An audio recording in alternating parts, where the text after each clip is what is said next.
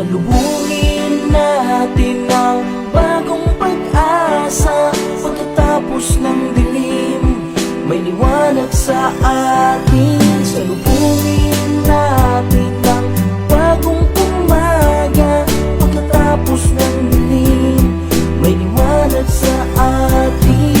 Kung ika'y nawala na ng pag-asa at kung piling mo ay laging pagdurusa at nababaon sa mga problema, mga sitwasyon na di mo na makaya.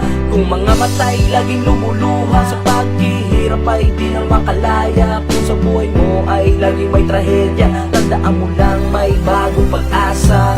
Kung ang puso mo'y gusto ng sumuko sa mga hapdi at sakit na iyong natamo, sapagkat ang pa'y ayaw na